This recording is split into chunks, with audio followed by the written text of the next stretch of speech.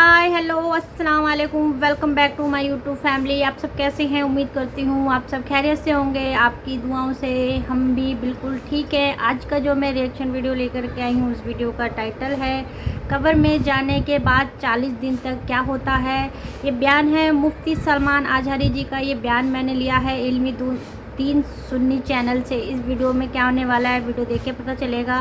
तो गाइज़, अगर आपने अभी तक मेरे चैनल को सब्सक्राइब नहीं किया है, आप मेरे चैनल पर नए हैं, तो प्लीज़ मेरे चैनल को सब्सक्राइब कर लीजिए और मुझे ज़्यादा से ज़्यादा सपोर्ट कीजिए, ताकि मैं आपके लिए इसी तरीके की वीडियो लेके आ पाऊँ। और सबसे बड़ी बात, मुझे भी थोड़ा बहुत जितना मुझे मालूम नहीं था इस्लाम के बारे में, मैं बहुत कुछ जान चुकी हूँ। अब पहले मुझे बिल्कुल भी नहीं पता था। तो गाइज़, मुझे उर्दू अरबी बिल्कुल नहीं आता है, मैं कुरान भी नहीं आता है मुझे पढ़ना, लेकिन मैं हिंदी में पढ़ लेती हूँ, उर्दू तो मुझे आती नहीं है गाइस। तो इसमें एक एक चीज़, एक एक वर्ड इतने अच्छे से दिया गया, जिस तरीके से इसमें बताते हैं, बयान सुनाते हैं, बहुत कुछ जानने को मिलता है गाइस। तो आइए चलिए वीडियो देखते हैं, उसके बाद बाकी बातें बाद में करते हैं। और हालात क्या होंगे पता है?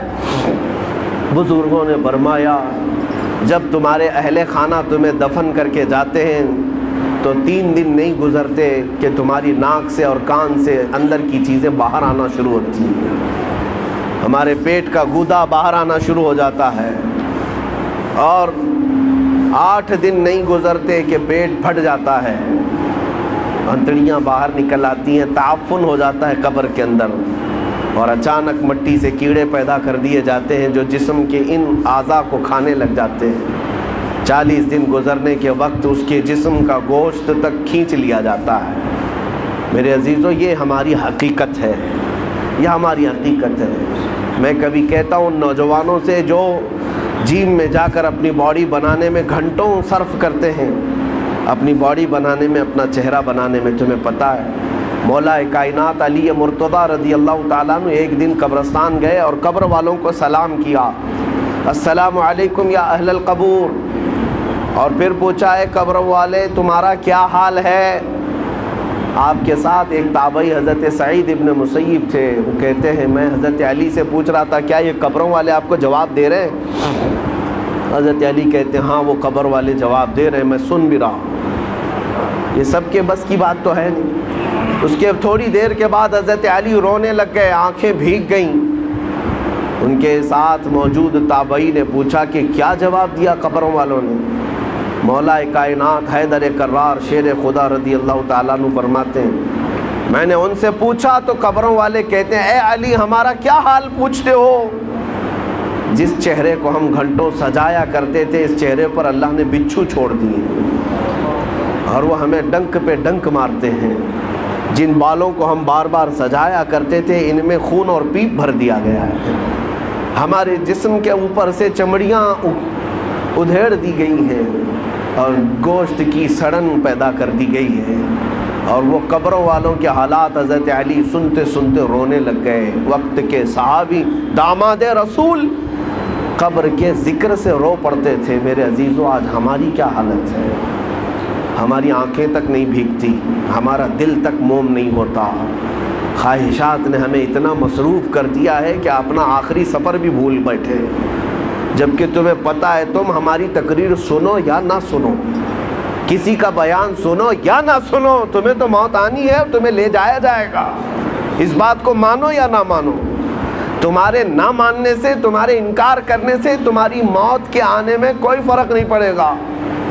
मौत तो आना है। तुम 1000 इख्तिलाफ करो मुझसे, 1000 मुझे गालियाँ दे लो, लेकिन मौत तो आनी है मेरे अजीज़, मौत तो आनी है।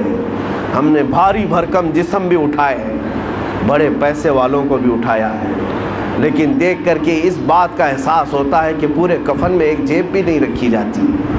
और ना ही हम अपने अजीज़ मुर्दे को दफन करते हैं तो 5 रुपये, 10 रुपये, 100 रुपये, 1000 रुपये की नोट तक नहीं रखते, और रखना भी नहीं चाहिए। लेकिन मोमिनों का यह अकीदा है कि हम एक सिक्का भी कब्र में अपने बाप को नहीं देते। क्यों? सबको पता है कि यहाँ ये सिक्का नहीं चलने वाला, ये दूसरी दुनिया है, यहाँ इंसाफ दूसरा होगा, यहाँ मलाइका आएंगे और वो ना रिश्वत लेने वाले हैं और ना सिफारिश तुम्हारी लेने वाले हैं। یفعلون ما یؤمرون، وہ اتنا ہی کریں گے جتنا ان کو حکم دیا جائے گا۔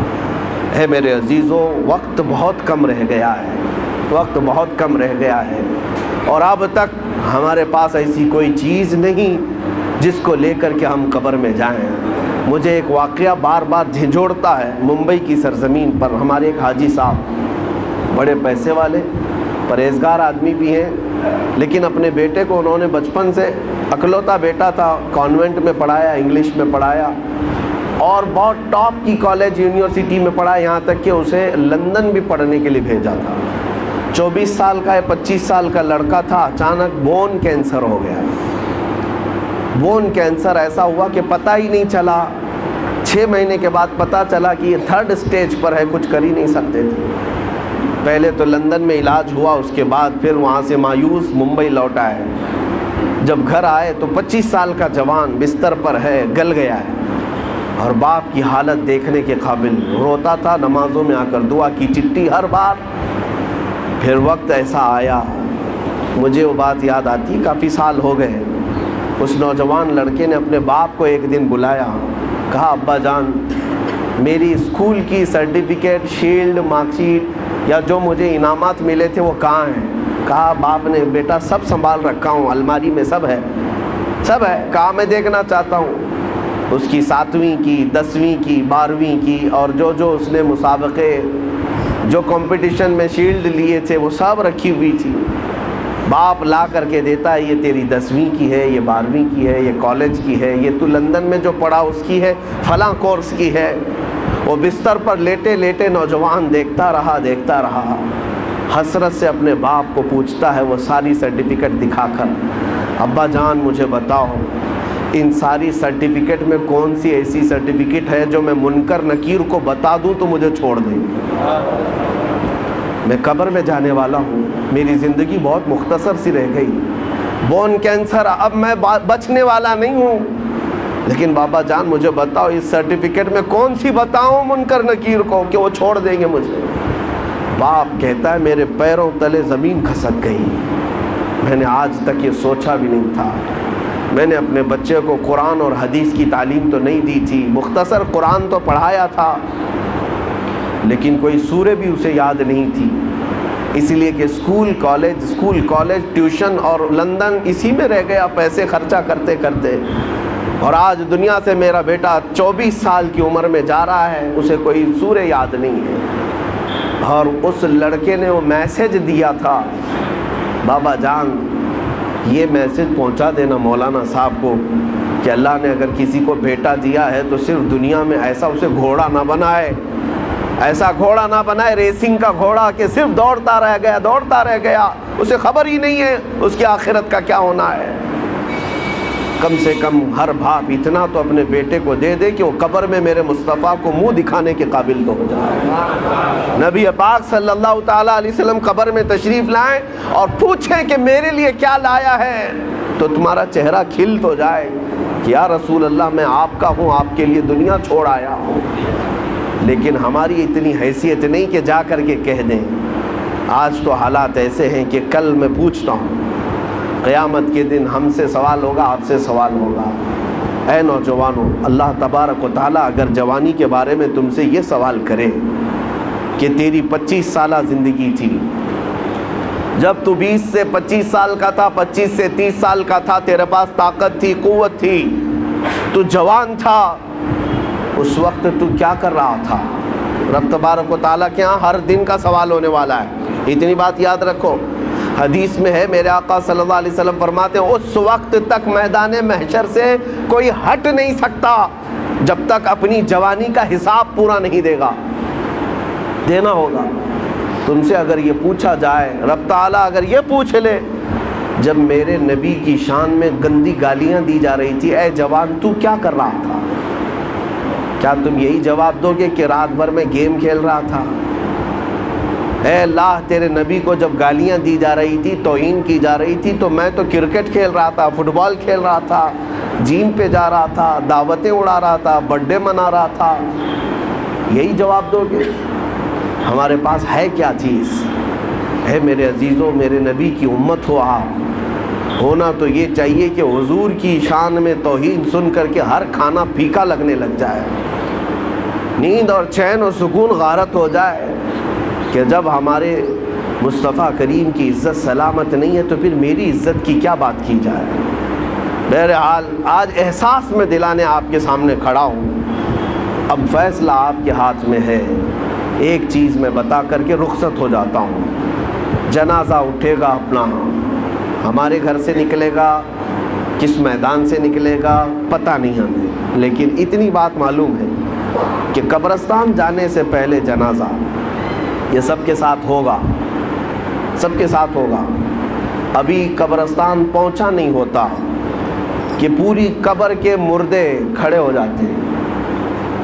اگر کوئی غلط آدمی کا جنازہ آ رہا ہے، گنہگار کا آ رہا ہے، تو وہ کھڑے ہو جاتے ہیں اور کہتے ہیں اے رب ذوالجلال اسے ہمارا پڑوسی نہ بنا، اسے اس قبرستان میں داخل ہونے نہ دے، اس لیے کہ آج وہ آئے گا، دفن ہوگا، اس پر تیرا عذاب ہوگا جس کی وجہ سے ہم سب کا چین اڑ جائے گا۔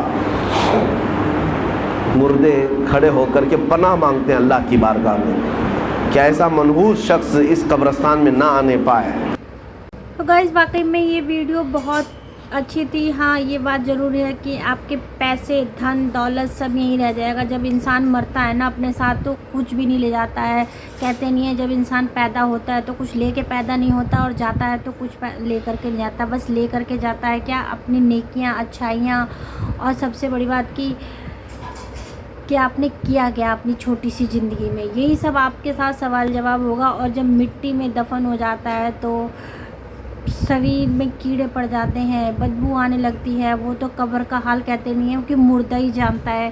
تو گائز یہ سب سن کے تو ایسا رونگٹے کھڑے ہو جاتے ہیں کہ بس کہہ نہیں سکتے۔ انسان اللہ تعالیٰ سب کو اچھی موت نصیب عطا فرمائے، میں تو یہی کہوں گی کہ لیکن وہی نا قبر کا حال مردہ جانتا ہے۔ تو گائز واقعی میں یہ ویڈیو بہت اچھی تھی، اس سے یہ سیکھ تو ضرور ملی ہے کہ ہمیں اپنے آخری سمے میں کچھ ایسا کر دینا چاہیے، اللہ کو کون سی بات اچھی لگ جائے تو ہمارے آخری وقت میں وہ کام آئے۔ تو گائز یہ ویڈیو واقعی میں بہت خوبصورت تھی۔ تو اپنے ماں باپ کی سیوا کریں جتنا ہو سکے، اپنے لوگوں کی ہیلپ کریں، اور قرآن کی تلاوت کریں، نماز پڑھیں، مطلب اچھے نیکی کے راستے پر چلے، گناہ نہ کرے، گناہ کے راستے کو جتنا دور کریں اتنا اچھا رہے گا آپ کے لیے۔ واقعی میں ویڈیو بہت خوبصورت تھی، آپ کو کیسی لگی کمنٹ باکس میں ضرور بتائیے گا۔ اگر آپ کو میری ویڈیو اچھی لگتی ہے تو پلیز لائک کیجیے، سبسکرائب کیجیے، کمنٹ کیجیے اور مجھے سپورٹ کیجیے۔ ملتی ہوں اسی طریقے کے ویڈیو میں، تب تک کے لیے اللہ حافظ۔